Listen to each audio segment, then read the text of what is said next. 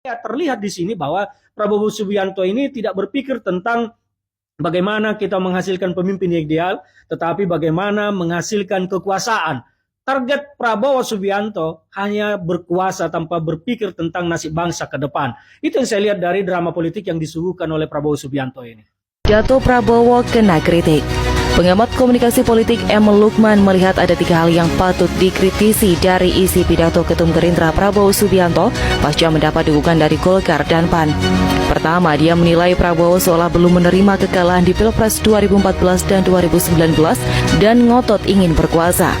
Hal itu terlihat dari berbagai diksi dalam pidato Prabowo usai mendapat dukungan dari Golkar dan PAN, seperti pembangunan bangsa dan negara dan kehendak ingin memperbaiki kehidupan rakyat kita. Lalu ada diksi kita sepakat akan kita tinggalkan kepentingan pribadi dan golongan dengan mengutamakan kepentingan bangsa dan rakyat, dan mewujudkan harapan rakyat sesuai dengan harapan para partai koalisi, dibungkus secara bersamaan dengan kalimat yang meragukan kecintaan pihak lain terhadap bangsa dan negara Indonesia. Terlepas dari apakah sikap keraguan itu mengarah kepada baca pres PDIP Ganjar Pranowo atau bukan, namun statement Prabowo di atas tergolong relatif serupa terjadi di tahun Pilpres 2014. Lukman pun menuturkan penekanan statement Prabowo Subianto yang berulang itu justru seolah menegaskan belum selesainya pemulihan diri pasca trauma politik sejak kegagalan menjadi presiden terpilih pada Pilpres tahun 2014 dan 2019. Ya, strategi yang mirip banget dengan strategi Prabowo dulu di 2019 yang pernah viral ketika dia mengatakan loot a burning house atau rampoklah rumah yang sedang kebakaran. Saya coba jabarkan strategi ini sedikit ya. Tim Prabowo membakar rumah pendukung Jokowi dengan membangun strategi pecah belah seperti memisahkan Jokowi dengan partainya.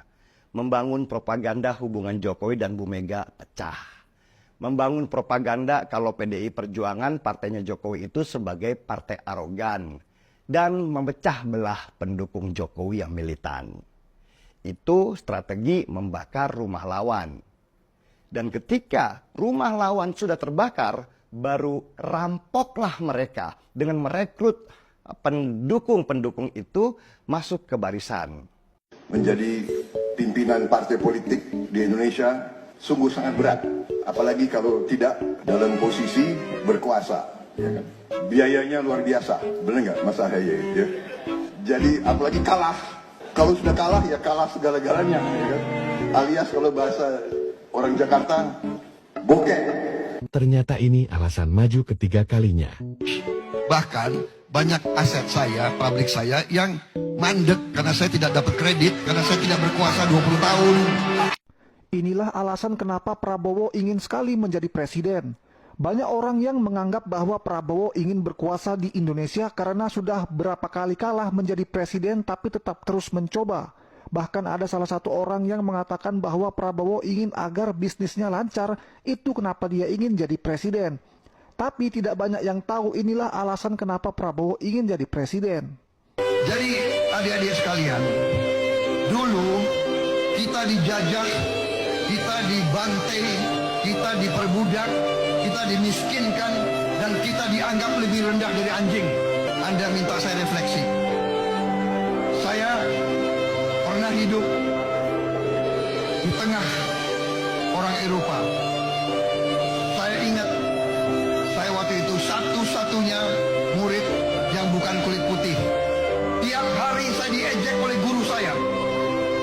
Tiap hari dibilang bangsa monyet, ini itu. Prabowo, your people live on trees. Saya sekolah di beberapa negara, selalu mereka bilang gitu. Rakyatmu tinggal di pohon, kamu saya mengalami. Tahu nggak yang banyak takut? Banyak takut. Yang banyak takut gue jadi presiden, tahu nggak siapa? Itu bangkir-bangkir itu.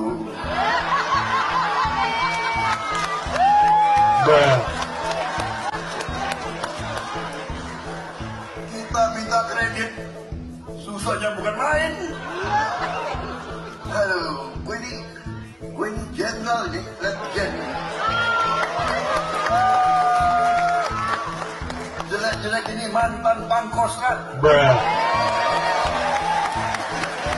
Mantan dan Dirjen Kopassus. Bintangnya seabrek. Begitu pensiun, minta kredit ke bank, nggak laku itu bintang-bintang. Kita minta mandat dari rakyat. Kita minta izin rakyat untuk kita berkuasa. Karena kita ingin berkuasa. Kalau perlu kau rampok tetanggamu yang sedang kesusahan. Saya ambil strategi kelima. Jika rumah seseorang sedang terbakar, gunakan kesempatan kekacauan yang timbul untuk mencuri harta kekayaan. Prabowo bergerak untuk kepentingan bisnisnya. Ternyata Anies gak asal. Ini jejak digitalnya.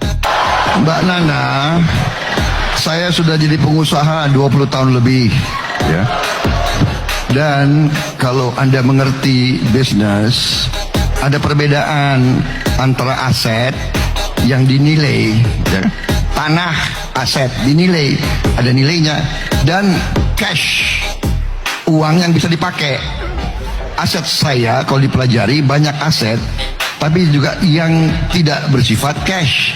Bahkan banyak aset saya, pabrik saya yang mandek, karena saya tidak dapat kredit, karena saya tidak berkuasa 20 tahun, karena saya tidak berkuasa 20 tahun, karena saya tidak berkuasa 20 tahun, karena saya tidak berkuasa 20 tahun, karena saya tidak berkuasa 20 tahun. Proses demokrasi, di situ ada pemerintah dan ada oposisi. Dua-duanya sama terhormat. Dan ketika proses pengambilan keputusan itu dilakukan, bila ada oposisi, maka selalu ada pandangan perspektif berbeda yang membuat masyarakat bisa menilai. Karena itu oposisi itu penting dan sama-sama terhormat. Sayangnya tidak semua orang tahan untuk berada menjadi oposisi. Okay? Seperti sampaikan Pak Prabowo tidak tahan untuk menjadi oposisi. Apa yang terjadi? Beliau sendiri menyampaikan bahwa tidak berada dalam kekuasaan membuat tidak bisa berbisnis, tidak bisa berusaha. Karena itu Banyak aset saya, pabrik saya yang mandek karena saya tidak dapat kredit, karena saya tidak berkuasa 20 tahun. Mbak, Karena kita ingin berkuasa. iya, kita ingin berkuasa. Berkuasa dengan mutlak. Karena ya ini realita, saudara-saudara. Ini realita, ya. Itu sebabnya Nabi mengingatkan, siapa yang menggebu-gebu untuk meraih kekuasaan, jangan pilih dia.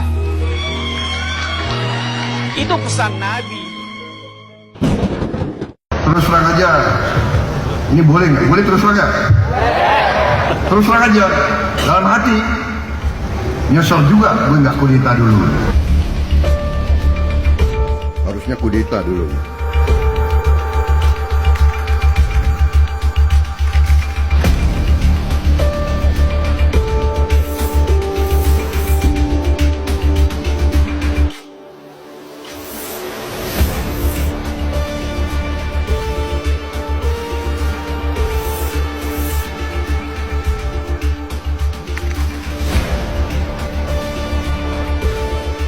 Krisis moneter melanda Indonesia pada tahun 1997 hingga 1998 disusul dengan keruntuhan Orde Baru.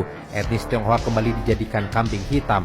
Ketika kerusuhan Mei 1998 di Jakarta dan kota-kota besar lainnya pecah, akhirnya terjadi penjarahan, pemerkosaan massal, dan kekerasan yang menyebabkan ribuan warga keturunan Tionghoa menjadi korban. Ini merupakan sebuah tragedi kemanusiaan yang masih menyisakan luka kolektif hingga saat ini.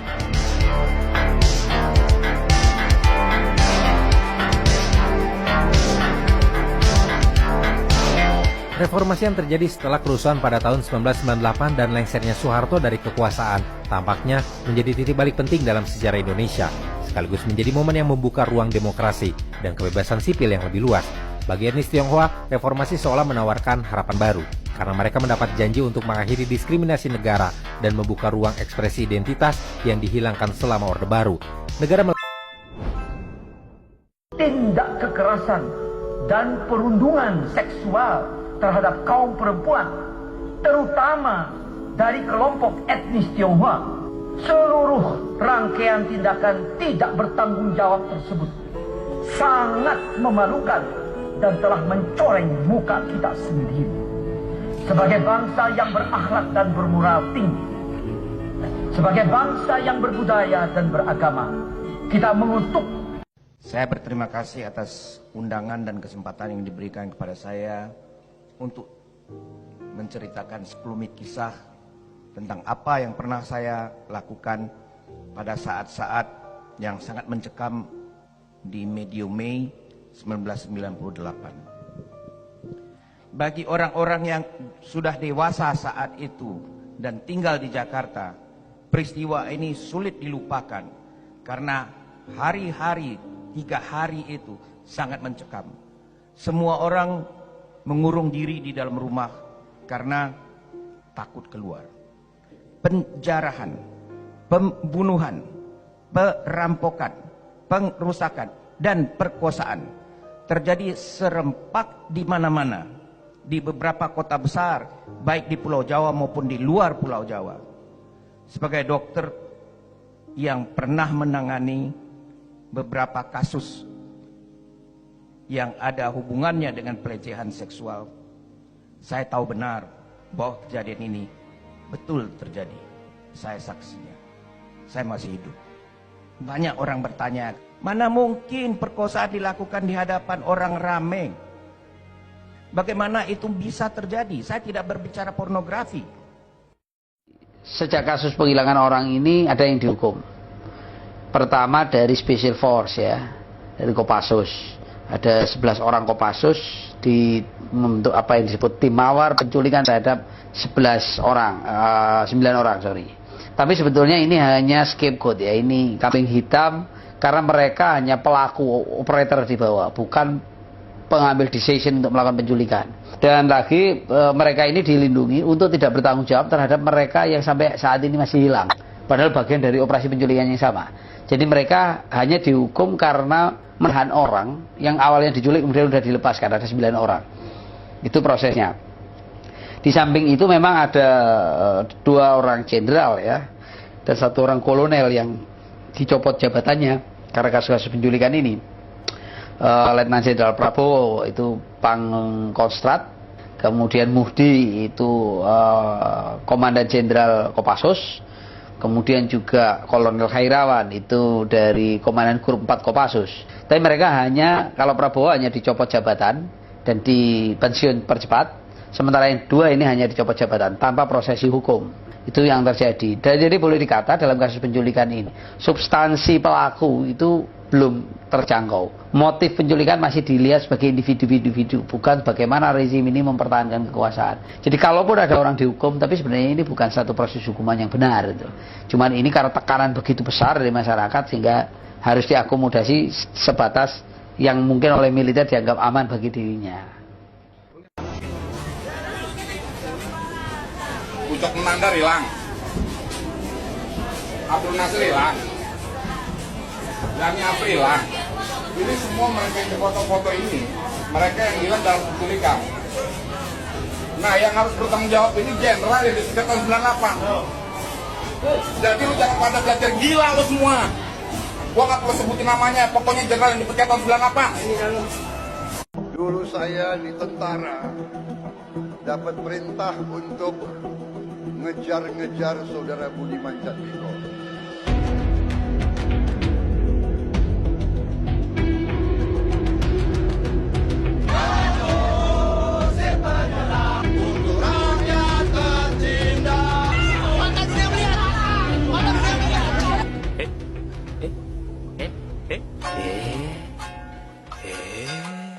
Saya tetap sebelum saya mati berkalangan, saya akan cari keadilan. Ini yang Pak D lakukan? Ya. Salah satunya dengan motor ini. Saya mau lihat lagi nih Pak Denny, korban Semanggi 98. Anakku dibunuh TNI, keningku dipopor polisi. Jadi begini, saya tanggal 13 November anak saya meninggal. Tanggal 26 September 99 mau ke debat-debat, dihadang di samping Sarinah. Di situ tawur. Sudah pakai motor ini? Belum. Belum. Cuma kan anak-anak masih ngikutin. Tigor Nenggolan itu kan pembiaran saya. Dia tembak, jatuh. Saya ditimpa popor. Makanya tak tulis jidatku, keningku dipopor polisi. Jadi saya udah menderita 2 kali, udah anak saya dibunuh, saya disiksa sabara. Gimana nggak saya tambah dendam? Gitu. Saya secara keadilan tuh malah disiksa. Gitu. Nah, sekarang Indonesia kan saya bilang banyak orang pintar, tidak ada yang benar, banyak pengadilan tidak ada keadilan. Ini udah 23 tahun, hampir 24. Hampir 24 tahun. Nggak ada, Pak D melihat ada tanda-tanda, oh ini kelihatan akan segera dapat keadilan. Belum. Selama 24 berjuang ini. Iya, belum. Soalnya begini, presiden yang paling sekarang Joko Widodo. Joko Widodo itu presiden cari selamat. Lah kalau saya AC Widodo cari keadilan. Makanya Wiranto jadi Polhukam, jadi Watinpres, biar selamat dia. Tapi saya tetap percaya Allah itu tidak tidur. Semoga nanti Wiranto dilaknat. Kalau sampai tidak bisa dipenjara di Indonesia, di negara, di dunia ini, semoga nanti Wiranto dilaknat sama Allah. Kenapa nama itu terus yang keluar? Bukan begitu, ada perintah naksa mati. Umpama saya bunuh situ, yang nyuruh pacaran situ, kan pacar tangkap di penjara juga. Secara hukum ada perintah naksa mati kok. Aku merupakan salah satu korban dari tragedi Trisakti 98. Ya, namaku Elang Mulia Lesmana. Aku gugur setelah terkena peluru tajam saat aku sedang berorasi menyampaikan aspirasi dan menyuarakan perjuangan lahirnya reformasi. Aku adalah mahasiswa Fakultas Arsitektur Universitas Trisakti, Angkatan 1996. Kronologinya seperti ini. Pagi itu, tepatnya 12 Mei 98, aku berangkat ke kampus bersama salah seorang sahabatku, yakni Franky atau Arfianda Bahtiar. Sesampai di kampus, aku dan kawan-kawanku yang saat itu sedang mengikuti ujian tengah semester diminta untuk ikut dalam aksi demonstrasi. Sebelum berangkat, niat itu untuk berdemo sudah ada dalam hatiku. Lalu pada sore hari, kawan-kawan mahasiswa mulai bergerak ke arah gedung DPR, namun dihalangi oleh aparat keamanan, dan meminta kami untuk kembali ke kampus setelah bernegosiasi. Namun kali ini, aparat bertindak beringas. Aparat mulai menyerang kami para demonstran dengan gas air mata, peluru karet, dan tembakan peringatan. Begitu mendengar suara tembakan tersebut, para peserta aksi demonstrasi berhamburan untuk menyelamatkan diri. Aku dan Franky yang saat itu berada di depan pihak kepolisian sulit untuk kabur meninggalkan tempat itu. Franky memutuskan untuk memanjat pagar kampus yang dalam kondisi terkunci. Franky juga menjadi sasaran penembakan itu. Untungnya peluru karet itu mengenai kancing celananya sehingga tidak menyebabkan luka. Namun nasibnya berbeda dengan diriku. Aku terbujur kaku setelah tembakan pihak keamanan itu mengenai tepat di jantungku. Saking parahnya peluru itu mengenai jantungku sampai tembus ke punggung. Kematianku tidak sia-sia sebab kawan-kawanku berhasil menumbangkan Orde Baru walaupun nyawaku yang harus melayang. Sampai hari ini, setelah 25 tahun lamanya, dalang di balik peristiwa penembakan tersebut belum juga ditangkap. Danjen Kopassus, yakni Prabowo, pada akhirnya terkuak dalam dokumen Kedutaan Amerika Serikat.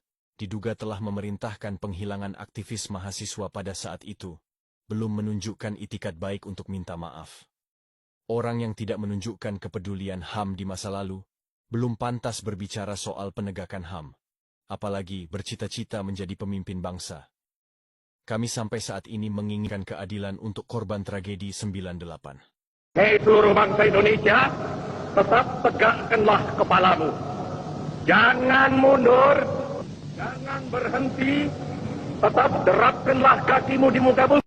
Warahmatullahi wabarakatuh. Sahabat Indonesia, saat ini kami bersama teman-teman aktivis reformasi, mahasiswa dan semua elemen hadir berdoa, berziarah di Makam Pusit di depan makam para pahlawan reformasi. Lihat, saksikan, ini bukti sejarah. Ini bukti sejarah. Mereka diculik, mereka dibunuh, bukan mati karena hal yang normal. Mati karena kekejaman Orde Baru. Akankah kalian 98 ini akan dibangkitkan kembali? Jangan sampai 2024 mata kalian buta. Hati kalian buta mau memilih penculik. Kau jadikan presiden. Tidak layak. Penculik ini dimasukkan dalam istana. Layaknya dibawa kemana? Bukalah hati kalian. Bukalah mata kalian. jangan karena harta, jangan karena sembako. Kalian pilih penculik yang telah membunuh mereka-mereka ini. Lawan, mereka, ada yang kesepin, tapi kayak belum pesakit, sepik.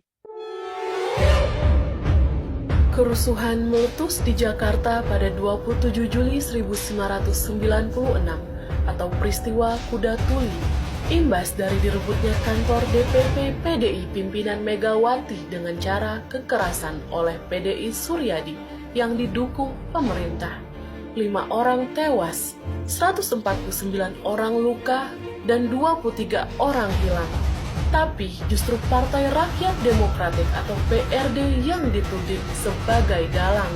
Para aktivisnya diburu, diculik, dipenjara, disiksa, dan dikenai tuduhan serius subversi melawan pemerintah. Mereka dibebaskan setelah Soeharto lengser sebagai presiden. Namun, masih ada aktivis yang diculik belum kembali hingga kini.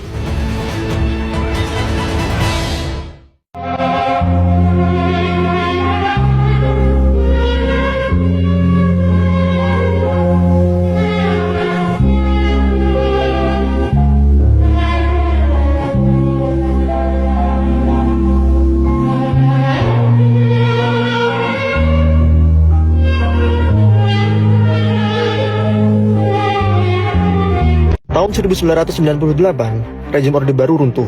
Jawa Timur bukannya tenang, malah berubah menjadi mencekam. Di malam hari, desas-desus muncul. Ada ninja berkeliaran. Siapa ninja itu? Nggak jelas. Tapi katanya, mereka muncul di malam hari, berpakaian hitam, melompat di atas rumah, dan membawa racun dan mantra. Teror menyebar, lalu berubah menjadi pembantai. Orang-orang diculik, dibakar, digantung tanpa pengadilan, tanpa nama. Warga mulai panik, lalu mulai curiga. Orang asing dituduh ninja, santri luar kota dihajar.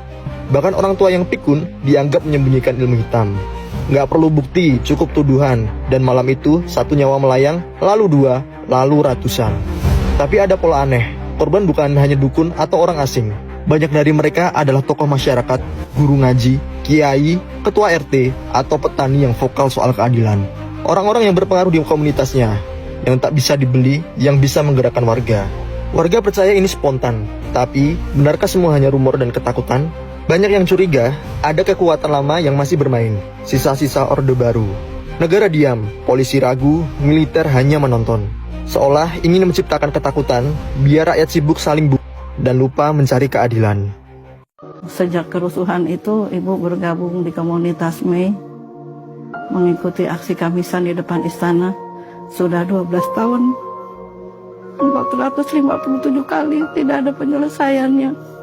Hanya Ibu minta pertanggungjawaban negara bahwa kasus tragedi Mei 98 memang ada, saya orang tuanya. Dari pihak keluarga sebenarnya cuma pengen kejelasan aja. Kalau sudah meninggal di mana kuburnya, kalau masih hidup di mana gitu. Kan udah dari Komnas kan mengeluarkan bahwa Suyat itu kan kasus pelanggaran HAM berat. Di Jakarta ini ya, targetnya 4B Pak. Buru, bui, buang, bunuh. Saya tanyakan, apa kamu mampu menghadapi tembok yang itu tebal? Dia dengan senyum, ya paling enggak akulah Pak yang nabrak. Seorang mantan Intel Amerika mengungkap jati diri Prabowo. Sebenarnya, Prabowo merupakan sosok pembunuh berdarah dingin yang mempunyai akal sangat licik. Ia rela menghabisi nyawa siapapun orang yang tidak ia sukai. Prabowo orang yang paling banyak bunuh orang sipil. Dia orang yang pernah kerja paling dekat dengan Intel Amerika, dengan Pentagon Amerika. Dia yang pernah bilang sama saya bahwa pembantaian massal itu oke kalau lakukan di desa-desa jauh mana saksi-saksi tidak bisa lihat. Dia yang menghina Gus Dur di depan saya karena menurut Prabowo tak cocok untuk negara punya presiden sipil dan juga buta, memalukan kata. Setelah diselidiki, ternyata pembantaian tidak hanya terjadi pada tragedi aktivis 1998 di Jakarta saja. Namun Prabowo juga menjadi tersangka yang menghabisi banyak nyawa pada pembunuhan massal di Papua dan Timur Timur. Prabowo yang terkait dengan pembunuhan massal di Kararas, dengan pembunuhan massal di Papua. Prabowo yang terkait dengan penculikan, siksaan, niksaan dan pembunuhan aktivis di sini di Jakarta. Jadi bahaya untuk banyak orang.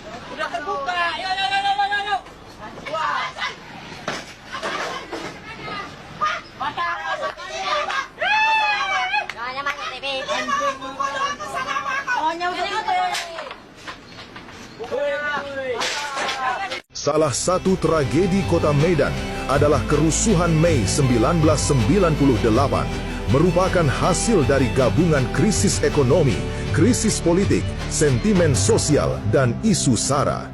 Ekonomi politik Indonesia akhir 1990-an memicu kerusuhan di berbagai kota besar, termasuk Medan. Kerusuhan dan penjarahan yang berkepanjangan ini ditandai dengan sasaran utama pada toko-toko milik warga Tionghoa, didorong oleh sentimen anti-Tionghoa dan kecemburuan terhadap kelompok yang dianggap lebih makmur dan menjadi suasana mencekam di kota. Ade Armando membeberkan alasan mengapa Prabowo tidak layak memimpin negara ini. Di Prabowo yang jadi masalah adalah dirinya. Saya tidak mungkin mendukung Prabowo karena dia memang tidak layak menjadi presiden Indonesia. Kelemahan Prabowo ada pada dirinya dan masa lalunya. Saya minta maaf ya pada pendukung Prabowo kalau saya harus mengutarakan ini. Tapi dalam demokrasi, kita harus bicara jujur, terbuka, agar proses politik bisa membawa Indonesia ke tahap yang lebih baik. Saya setidaknya bisa menyebut 6 persoalan dengan Prabowo. 6 persoalan itu adalah kejahatan HAM-nya di masa lalu, ketidakstabilan psikologis, kedekatannya dengan cendana, kedekatannya dengan kelompok-kelompok pro negara Islam dan pro khilafah, ketiadaan dukungannya pada demokrasi, serta potensi korupsi. Pemirsa, Agung Gumelar akhirnya angkat bicara mengenai video terkait pemecatan Prabowo yang sempat viral. Agung menyatakan hasil rapat Dewan Kehormatan Perwira terkait pemecatan Prabowo Subianto adalah fakta. Sementara itu, Agung Gumelar juga bicara terkait kekecewaannya terhadap SBY terkait pilihan dalam pemilu. Nah, dalam penjelasan ini ada fakta yang saya sampaikan. Pertama, 98 itu ada kasus penculikan. Yang kedua, akibat dari itu Pangap memutuskan mengusut, memeriksa melalui dengan membentuk Dewan Kehormatan Perwira. Anggota Dewan Kehormatan Perwira saya sebutkan. Ini fakta semua. Ya. Kemudian bekerjalah Dewan Kehormatan Perwira ini memeriksa kasus ini. Setelah pemeriksaan, keluarlah rekomendasi dari Dewan Kehormatan Perwira agar supaya yang bersangkutan diberhentikan dari dinas militer. Itu kenyataan. Dari rekomendasi ini Pangap lapor sama Presiden mungkin ya. Maka keluarlah keputusan Presiden memberhentikan Letjen Prabowo Subianto. Karena apa? Karena melanggar Sabta Marga, Sumpah Prajurit, etika keprajuritan, melanggar undang-undang, melanggar hukum yang berlaku di Indonesia. Diberhentikan tidak dengan hormat. Maka tatkala Pak Prabowo Subianto waktu itu sebagai Letnan Jenderal, sebagai Panglima Kostrat, nyata-nyata oleh Dewan Kehormatan Perwira telah dibuktikan bahwa beliau terbukti terlibat dalam kasus penculikan, ya, maka tentu diberhentikannya itu sesuai dengan norma yang berlaku. Seorang mantan Intel Amerika mengungkap jati diri Prabowo. Sebenarnya Prabowo merupakan sosok pembunuh berdarah dingin yang mempunyai akal sangat licik. Ia rela menghabisi nyawa siapapun orang yang tidak ia sukai. Prabowo orang yang paling banyak bunuh orang sipil. Dia orang yang pernah kerja paling dekat dengan Intel Amerika, dengan Pentagon Amerika. Dia yang pernah bilang sama saya bahwa pembantaian massal itu oke kalau lakukan di desa-desa jauh mana saksi-saksi tidak bisa lihat. Dia yang menghina Gus Dur di depan saya karena menurut Prabowo tak cocok untuk negara punya presiden sipil dan juga buta, memalukan kata. Setelah diselidiki, ternyata pembantaian tidak hanya terjadi pada tragedi aktivis 1998 di Jakarta saja. Namun Prabowo juga menjadi tersangka yang menghabisi banyak nyawa pada pembunuhan massal di Papua dan Timur Timur. Prabowo yang terkait dengan pembunuhan massal di Kararas, dengan pembunuhan massal di Papua. Prabowo yang terkait dengan penculikan, siksaan, niksaan dan pembunuhan aktivis di sini di Jakarta. Jadi bahaya untuk banyak orang. Apakah Prabowo adalah orang yang kasar? Ya, bahkan psikopat dari orang-orang di kesatuannya. Pada akhir tahun 90-an, saya pernah mengikuti pendidikan kemiliteran di sebuah kesatuan ABRI. Salah satu guru militer saya, sebut saja Letnan X, bercerita tentang tabiat Mr. P. Letnan X mengatakan bahwa dirinya adalah salah satu korban Mr. P yang dia sebut sebagai psikopat. Ceritanya begini, waktu itu Letnan X sedang mengajar di lapangan, dia sedang memberikan pengarahan kepada siswa yang sedang diajarnya. Kemudian lewatlah Mr. P di belakang Letnan X. Letnan X tidak mengetahui ada seorang perwira senior berjalan di belakangnya, hingga Letnan X tetap mengajar dan memberikan arahan kepada siswanya tanpa mempedulikan Mr. P, apalagi memberikan penghormatan yang lazim kepada seorang yang memiliki pangkat di atasnya. Kontan, Mr. P memanggil Letnan X dengan cara menghardik dan menghukum Letnan X habis-habisan di depan siswa yang sedang diajarnya. Dari kejadian itu, Letnan X mengatakan bahwa Mr. P memiliki sifat psikopat.